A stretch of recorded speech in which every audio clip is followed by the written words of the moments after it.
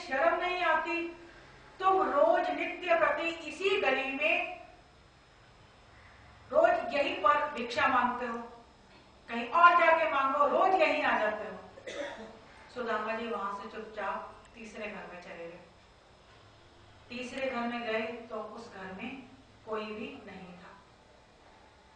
चौथे घर में गए तो उस घर में से स्त्री बाहर आई और कहने लगी, सुदामा आज अभी खाने को मैंने कुछ नहीं बनाया है, कल को लेकर जाना। चौथे घर में भी कुछ नहीं मिला। उसके बाद सुदामा जी जब पांचवें घर में गए तो पांचवें घर में ताला लगा था। सुदामा जी अपना खाली झोला लिए घर वापस आ गए। अब मां सुशीला कहने लगी कि स्वामी आज तो भिक्षा में कुछ भी नहीं मिला, तो हम भगवान को क्या भोग लगाएं? क्योंकि जो भिक्षा मिलती पहले वे भगवान को भोग लगाते थे, उसके बाद स्वयं खाते थे। तो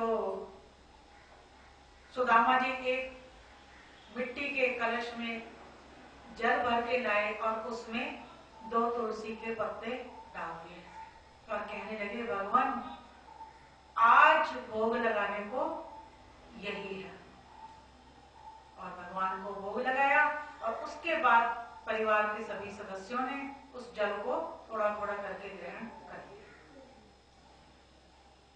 एक बार देखिए, एक बार ये जो मां सुशीला है, मां सुशीला कितनी गरीबी में जब से उनका विवाह हुआ वो एक ही साड़ी में रही। उनको जीवन में दूसरी साड़ी नसीब नहीं हुई। देखो, वो एक साड़ी को क्या करती थी, आधी साड़ी को धो लेना, वो सूख जाती, आधी लिपटी रहती थी, फिर जो सूख जाती थी उसको लपेट लेती थी और आधी को धो लेती थी। इस तरह उन्होंने अपना जीवन काटा। एक दिन मां सुशीला जी सो रही थी तो सुदामा जी पास ही बैठे हुए थे। उन्होंने देखा कि मां सुशीला की साड़ी फटी हुई है। सुदामा जी गए, सुई धागा लेकर आए और साड़ी सिलने लगे। जैसे ही साड़ी सिलने लगे, मां सुशीला की आंख खुल गई और मां सुशीला ने कहा, अरे स्वामी, ये आप क्या कर रहे हैं?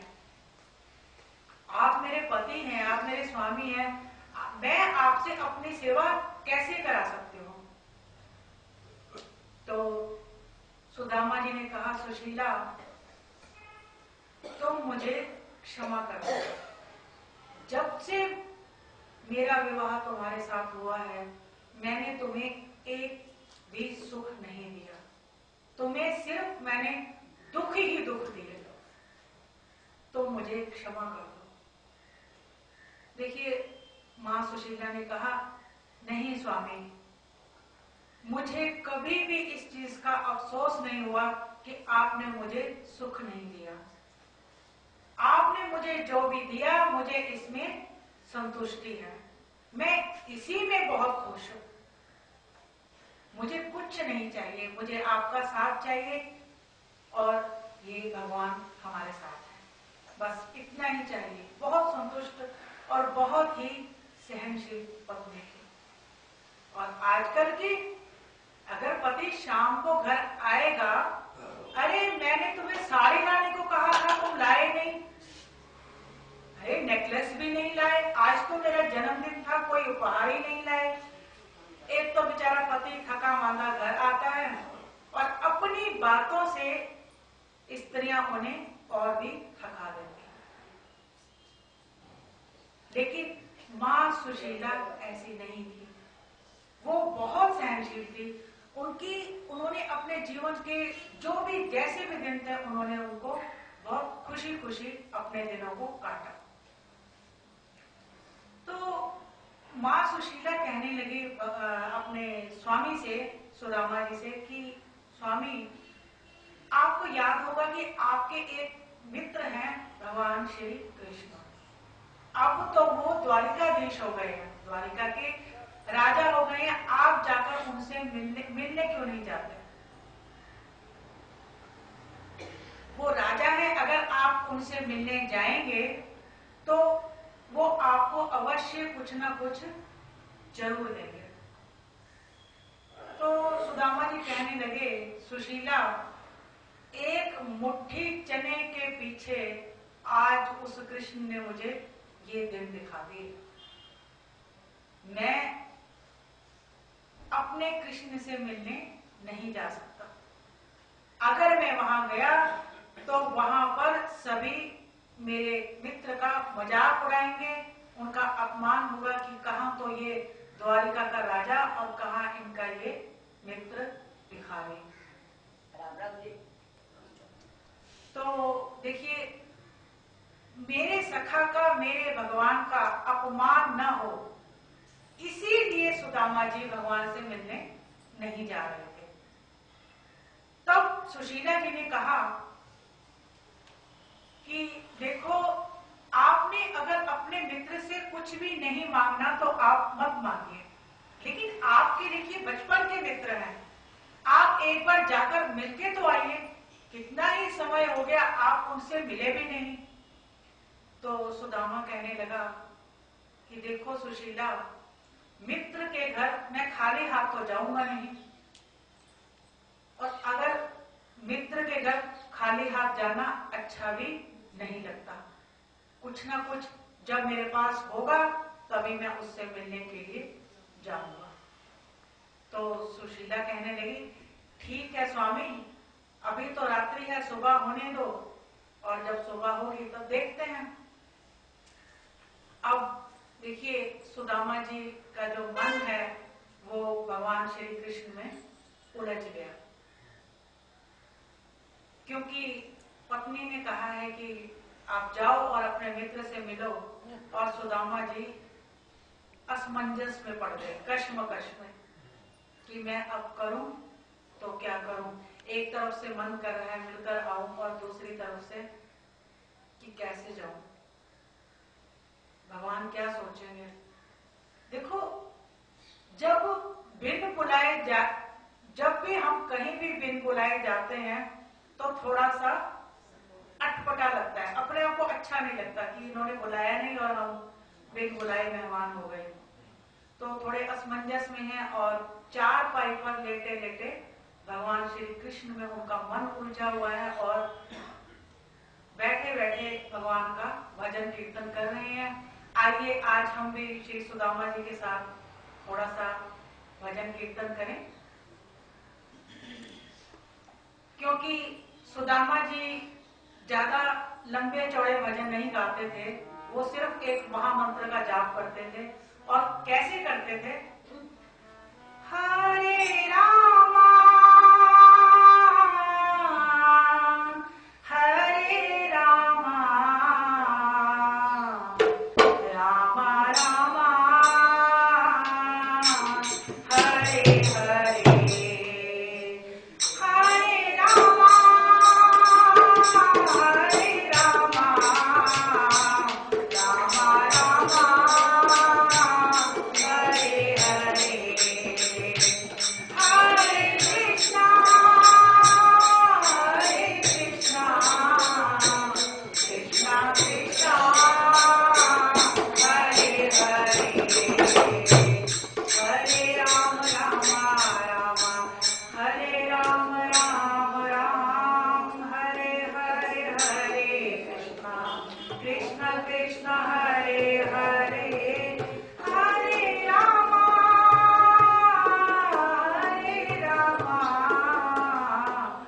राम राम हरे हरे, हरे कृष्णा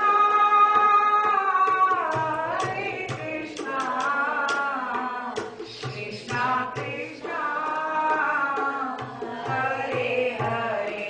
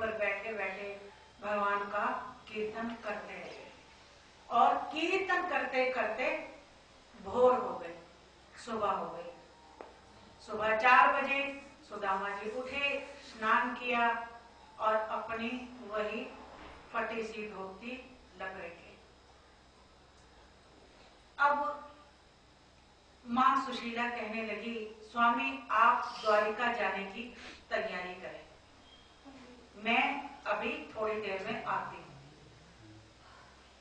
मां सुशीला उन्हीं 5 घरों में गई, जिस 5 घरों में सुदामा जी स्वयं जाते थे।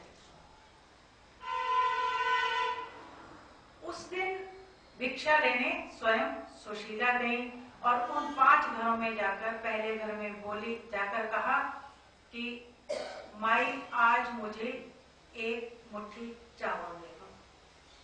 उसने 1 मुट्ठी चावल दे दी। फिर दूसरे घर में गई, वहां से थोड़े चावल लिए, तीसरे घर में गए, चौथे घर में और 5वें घर में। 5 घर से थोड़े थोड़े चावल लाई, यानी चावल भी एक ही तरह के नहीं थे। 5 घरों से थोड़े थोड़े चावल लाई और अपनी साड़ी फाड़कर उसकी एक पोटली में उन चावलों को बांध दिया। बांधकर चावल उन्होंने सुदामा जी को दिए और कहा, ये लो स्वामी, आप द्वारिका जाओ और यह अपने मित्र को दे देना। देखिए, मतलब सिर्फ खाली हाथ जाने से है कि खाली हाथ नहीं जाना चाहिए। अब आजकल अरे ये 100 रुपए का गिफ्ट, ना बाबा ना इतने अमीर हैं, 100 रुपए का गिफ्ट क्यों लेकर जाए? अरे ये 1 फूल तो नहीं लेके जाएंगे, ये तो 10 रुपए का आता है। तो देखिए, जो हम लेकर जा रहे हैं उसकी कीमत ना देखिए, आप उसमें छिपे हुए उस प्रेम भाव को देखिए। सुदामा जी उन चावलों की पोटली को लिया और सुदामा जी नंगे पांव, फटी हुई धोती, इकहरा बदन, सूखा हुआ शरीर, रंग बिल्कुल सांवला, और घर से पैदल ही निकल पड़े। अब चलते जा रहे हैं, चलते जा रहे हैं, रास्ते में नदी आ गई। अब उनके पास तो देने के लिए उतराई भी नहीं, कुछ भी नहीं, आराम से एक पेड़ के नीचे नदी के किनारे बैठ गए। उन्होंने कहा, अभी तो पूरा दिन बाकी है, यही बैठ जाता हूँ, अगर किसी ने नदी पार करा दी तो चला जाऊंगा, नहीं तो अपनी वृंदापुरी में वापस चला जाऊंगा। अब बैठे बैठे सुबह से शाम होने को आई है, इतने में देखा कि एक नाव आ रही है, उसमें मल्लाह भी है, और वो आए और कहने लगे, अरे भैया तुमने कहाँ जाना है? लेकिन मेरे को तो द्वारिका जाना है। ये जो नाव लेकर आए थे, ये स्वयं भगवान श्री कृष्ण थे। ये मल्लाह बन के आए थे। ये प्रभु की लीला है। कभी केवट मल्लाह बन जाता है और भगवान राम उसकी किश्ती में सवार हो जाते हैं, और कभी भगवान खुद मल्लाह बन जाते हैं और केवट उनकी किश्ती में सवार हो जाते हैं। आज भगवान श्री कृष्ण स्वयं मल्लाह के रूप में नाव लेकर आए और कहने लगे कि अरे तुमने कहाँ जाना है? और वो कहने लगे कि मुझे द्वारिका जाना है। तो कहने लगे, ठीक है, द्वारिका जाना है तो तुम मेरी नाव में बैठ सकते हो। अब जो सुदामा जी थे, सुदामा जी ने कहा, तुम्हारी नौका में तो मैं बैठ जाऊंगा, लेकिन भैया मेरे पास देने के लिए कुछ नहीं है, ये मैं तुम्हें पहले ही बता दूं। तो भगवान ने ऊपर से नीचे तक देखा और कहा, कोई बात नहीं, मैं तुमसे कुछ मांगूंगा भी नहीं, तुम बैठो, मैं तुम्हें नदी पार करवा देता हूँ। अब भगवान ने सुदामा जी को बैठाया और नदी पार कराने लगे, और रास्ते में पूछ रहे हैं, बातचीत कर रहे हैं कि द्वारिका में तुमने कहाँ जाना है? तो सुदामा जी कहने लगे, द्वारिका में मेरे एक बचपन के सखा रहते हैं, श्री कृष्ण, वो द्वारिका के राजा हैं और वो मेरे बचपन के सखा हैं, और मैं उनसे ही मिलने के लिए द्वारिका जा रहा हूं। भगवान श्री कृष्ण जी बहुत नटखट थे। अब अपने नटखट रूप को लेते हुए भगवान सुदामा जी से कहने लगे, तुम द्वारिकाधीश से मिलने जा रहे हो? कहते हाँ। कहते तुम्हें पता है कि वो द्वारिका का राजा है, तुम्हें देखकर वो पहचानेगा भी नहीं। कहा तो वो द्वारिका का राजा और कहा तुम एक भिखारी। तो सुदामा जी कहने लगे, अरे तू एक मल्लाह है, तू एक तेवट है, नाव चला रहा है। अरे तू मेरे भगवान को नहीं जानता। अरे जो मेरा ये कृष्ण है ना, ये ना तो वस्त्र देखता है कि फटे पुराने हैं, मैले कुचैले हैं, ना ये रंग रूप को देखता है। ये तो सिर्फ और सिर्फ मन को देखता है कि इसका मन कितना शुद्ध है, कितने पवित्र मन से ये मुझे मिलने आया है। देखिए, अगर वस्त्र, सुदामा जी कह रहे हैं कि वस्त्र मैले हो जाएं तो बदले जा सकते हैं, फट जाएं तो नए लाए जा सकते हैं। और अगर हमारा रंग काला है या गोरा है तो उसको थोड़ा बहुत ठीक किया जा सकता है, लेकिन मन एक बार अगर अपवित्र हो गया, एक बार अगर अशुद्ध हो गया तो ये दोबारा शुद्ध कभी नहीं हो सकता। और मेरे भगवान तो शुद्ध मन से प्यार करते हैं, पवित्र मन को प्यार करते हैं। वो रंग रूप को और मैले कुचैले वस्त्रों से प्रेम नहीं करते। तो भगवान श्री कृष्ण जी उनकी बातों से, अपने मित्र की बातों से मन ही मन बहुत प्रभावित हो रहे हैं, प्रसन्न हो रहे हैं और सोच रहे हैं कि मेरा सुदामा आज भी वैसा ही है, ये तो बिल्कुल भी नहीं बदला। अब कुछ बातचीत करते करते उसके परिवार के बारे में पूछ रही हैं, करते करते उन्होंने नदी पार कर ली।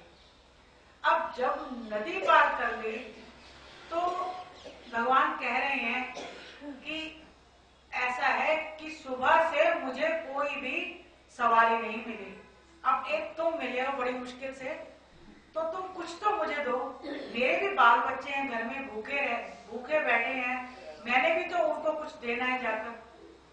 तो सुदामा कहने लगा, अरे भैया, नाव में बैठने से पहले मैंने कह दिया था कि मेरे पास देने के लिए कुछ नहीं है, और अब तुम फिर मेरे से कुछ मांगने लगे। मेरे पास कुछ है ही नहीं तो मैं दूं क्या? तो भगवान कहने लगे, अरे अरे अरे, ये जो पोटली बगल में दवाई है यही दे दो, और कुछ नहीं तो यही पकाकर अपने बच्चों को खिला दूंगा। तो सुदामा जी कहने लगे, देखो भैया, अगर ये पोटली तुमने ले ली तो मैं द्वारिका नहीं जा सकता, मुझे वापस वृंदापुरी जाना पड़ेगा, इसीलिए ये पोटली तुम मुझसे मत लो। तो भगवान श्री कृष्ण ने फिर अपना नटखट रूप दिखाया और कहने लगे, इस पोटली के सिवा तुम्हारे पास और कुछ है? तो सुदामा जी कहने लगे, नहीं, इस पोटली के सिवा मेरे पास कुछ नहीं है तुम्हें देने के लिए। कहते ध्यान से देखो कि तुम्हारे पास वास्तव में ही कुछ नहीं है। तो सुदामा जी कहने लगे, मेरे पास, ए मल्लाह, मेरे पास गरीबी के सिवा कुछ भी नहीं है। तो भगवान ने मन ही मन मुस्काए और कहने लगे, तो आज तो मुझे अपनी गरीबी दे दे। और ये कहकर भगवान वहां से चले गए। भगवान ने सुदामा जी की गरीबी उसी समय खत्म कर दी जब उन्होंने कहा कि मेरे पास गरीबी के सिवा कुछ नहीं है। अब भगवान अपनी नाव लेकर चले गए और सुदामा जी जब नदी पार की, सुदामा जी बाहर आ गए और आकर अब देखिए लोगों से पूछते जा रहे हैं कि यहाँ पर द्वारिका कितनी दूर है। तो कहने लगे बहुत दूर है, अभी आप चलते रहो, काफी दूर है। तो कुछ टाइम 2-3-4 किलोमीटर पैदल चले और उसके बाद थक गए, फिर एक पेड़ के नीचे बैठ गए और पेड़ के नीचे बैठते ही उनकी आंख लग गई। रात हो गई थी उन्होंने सोचा यहीं पे रात को विश्राम करके मैं सुबह चलूंगा, क्योंकि थक भी गए थे। अब जैसे ही विश्राम करने के लिए बैठे, उनकी आंख लग गई, और जब सुबह उनकी आंख खुली तो उन्होंने देखा कि वो तो कहीं और ही है। तो उन्होंने सोचा कि मैं जहां पर जिस पेड़ के नीचे बैठा था और जहां मेरी आंख लग गई थी, मुझे नींद आ गई थी, ये वो जगह तो नहीं है, ये तो कोई और ही जगह लग रही है। फिर उन्होंने सोचा कि नहीं नहीं, मैं बूढ़ा हो गया हूँ, हो सकता है मेरी याददाश्त कमजोर हो गई हो, स्मरण शक्ति चली गई हो, अब मैं यहीं सोया था तो यहीं से उठा हूँ। ऐसा सोचते जा रहे हैं और देख रहे हैं कि बहुत बड़े बड़े महल हैं वहां पर। पूछ रहे हैं, एक से पूछा, दूसरे से पूछा कि अरे भैया, इस नगरी का नाम क्या है? तो कहने लगे ये द्वारिका नगरी है। तो थोड़ी दूर आगे गए, फिर पूछा ये कौन सी नगरी है? तो ये भी द्वारिका नगरी है। तो सुदामा जी सोचने लगे ये कितनी द्वारिकाएं हैं भैया यहाँ पर? कहते यहाँ पर 6 द्वारिका है। तो पूछने लगे कि भगवान श्री कृष्ण कौन सी द्वारिका में रहते हैं? अब देखिए, पूछते जा रहे हैं, पूछते जा रहे हैं और भगवान का पता ढूंढ रहे हैं, लेकिन कोई उनको किसी द्वारिका में भेज रहा है, कोई उनको किसी दूसरी द्वारिका में। श्री सुदामा जी भगवान श्री कृष्ण जी से मिलने के लिए बेचैन हैं और द्वारिका में भगवान को ढूंढ रहे हैं, सबसे पता लगा रहे हैं कि मेरे भगवान कौन सी द्वारिका में रहते हैं। इन्हीं शब्दों के साथ मैं अपनी कथा को विश्राम देती हूँ और बाकी कथा मैं आपको कल सुनाऊंगी कि भगवान श्री कृष्ण जी का सुदामा जी के साथ कैसे मेल हुआ। आप अपने घर से थोड़े थोड़े चावल लेके आइएगा और भगवान पर चावलों की वर्षा कीजिएगा। बोलिए श्री राम के बिहारी लाल